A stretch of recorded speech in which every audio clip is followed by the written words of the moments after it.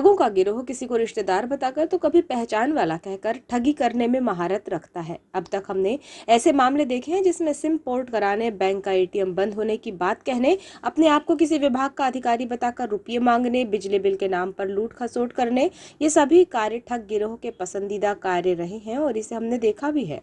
लेकिन ऐसा मामला अब तक बालाघाट जिले में सामने नहीं आया था जो स्कूल से जुड़ा हुआ है और स्कूल में पढ़ने वाले बच्चों की किडनैपिंग का कॉल आ जाए और कॉलर सीधे फिरौती मांगे तो पालकों के होश उड़ जाना लाजमी है। ऐसा ही प्रकरण बीते 1 माह से शहर के बालाघाट इंग्लिश स्कूल में चल रहा है, जिसमें फर्जी कॉलर का फोन अभिभावकों को आता है जिस पर वे भयभीत हो जाते हैं। इसे लेकर स्कूल प्रबंधन ने पुलिस को सूचित किया है और पालकों को भी जानकारी दी है।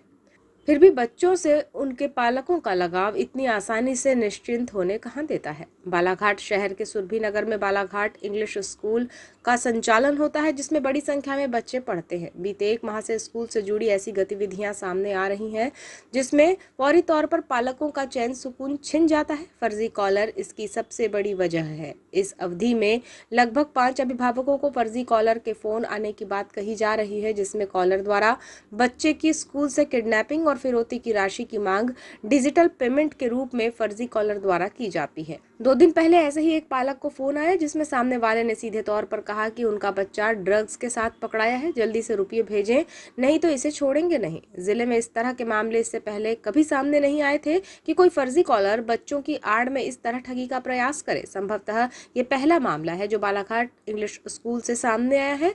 फर्जी कॉलर की हिम्मत यही नहीं रुकी बल्कि बच्चे की सटीक जानकारी बताते हुए कॉल किए जाने की बात सामने आई है और इसमें कॉलर इस बात का भी ध्यान रखता है कि जब स्कूल की छुट्टी हो जाए तब पालकों को उनकी बात पर यकीन आ जाए। अचानक आने वाले इस फर्जी कॉल को सुनकर पालक हक्के बक्के रह जाते हैं और उसमें दहशत भर जाती है। स्कूल प्रबंधन ने इसकी सूचना पुलिस को भी दी है। साथ ही पालकों से भी कहा गया है कि जब भी ऐसा कोई कॉल आए तो उसे गंभीरता से ना लें बल्कि स्कूल में संपर्क करते हुए इसकी पुष्टि जरूर कर लें। इस संबंध में स्कूल प्राचार्य JK पिल्लई ने बताया कि इस तरह से फर्जी कॉल अलग अलग पालकों को लगभग 1.5 महीने से आ रहे हैं। जब वे घबराते हैं और स्कूल तक आ जाते हैं तो बच्चे को सुरक्षित पाते हैं। स्कूल में बच्चा हमारी देखरेख में होता है, ये पालकों को समझाया गया है। किसी भी तरह के ऐसे फेक कॉल्स को सच ना माना जाए। ठगी करने के लिए फर्जी कॉलर इस तरह पालकों को बच्चों के नाम पर डरा रहे हैं। स्कूल में सूचना चस्पा कर दी गई है। पुलिस, साइबर सेल और पालकों को भी इससे सूचित किया गया है। पालकों से कहा गया है कि अगर कॉल्स आ रहे हैं तो स्कूल के नंबर जारी किए गए हैं उस पर पुष्टि कर ले। हाँ सर, सही बात है। अभी 1.5 महीने से आ रही है और कुछ पेरेंट्स को डायरेक्ट जैसे स्कूल टाइम पे ही जाती है, टेलीकॉलिंग जाती है उनको डायरेक्ट, और ऐसा बताया जाता है कि बच्चे आपके हमारी कस्टडी में हैं और कुछ ड्रग्स से पकड़ा गए हैं से बाहर या कुछ अलग केस बता के। तो कुछ जानकारी हमारे तक पहुंची और वेरीफाई किए तो हमने भी पेरेंट्स को समझाया ऐसे सब फेक कॉल्स हैं। तो ये डराया जा रहा है, मतलब बच्चों को, पेरेंट्स को डराया जा रहा है बच्चे के नाम से। तो ये चीज़ हमने ऑलरेडी सभी पेरेंट्स को सूचना भी कर दी है हमारी तरफ से कि पेरेंट्स पैनिक ना हो।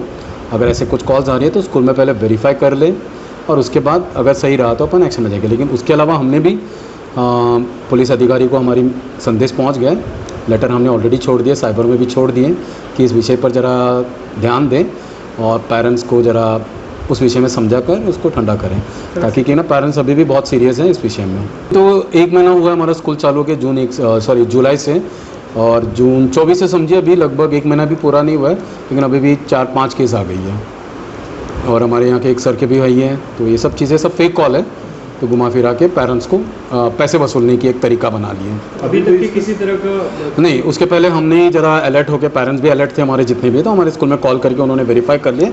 तो ऐसे कोई केस फंसे नहीं कोई तो है, तो बाकी पेरेंट्स को भी हमने अलर्ट कर दिया। तो मैं चाहता हूँ कि सभी पेरेंट्स को कि आप अलर्ट रहें और ये चीज़ों को ज़्यादा ध्यान न दें और इग्नोर करें। इस मामले को लेकर एक पालक ने बताया कि उन्हें मई महीने में ऐसा एक व्हाट्सएप कॉल आया था जिसमें कॉलर कह रहा था कि आपका बच्चा एक घटना में फंस गया है और उसने 50,000 रुपये की मांग की थी, जिसके लिए उसने गूगल पे या QR कोड भेजा था। हमने उससे कहा कि हम थाने में बैठे हैं और बच्चे की जानकारी ले रहे हैं, तो इतना कहते ही उसने कॉल कट कर दिया। कॉल आया था, व्हाट्सएप कॉल, और वो ऐसा लग रहा था कि पुलिस का एक बड़ा अधिकारी मुझे कॉल कर रहा है और उनने तो ये ऐसा बताया कि आपके बच्चे इसमें कुछ घटना में फंस गया है और आपको इतना 50,000 दीजिए, ऐसा करके गूगल का अकाउंट नंबर, गूगल पे का अकाउंट नंबर भी दिया था, लेकिन मैं उस पर ध्यान नहीं दिया। हमारे यहाँ पर एक सुपरवाइज़र विजय अजय पांडे हैं, उन्होंने मेरे से वो फ़ोन मेरा मोबाइल लिया और उन्होंने बोला कि हम थाने में बैठे हैं, हम जानकारी ले रहे हैं, तो फ़ोन कट गया। उसके बाद कोई रिस्पॉन्स नहीं आया। इसके बाद 1-2 बार भी आया तो हमने ध्यान नहीं दिया। व्हाट्सएप कॉल को उठाना अननोन नंबर से आता है तो उसको अवॉइड करना ज़्यादा उचित है।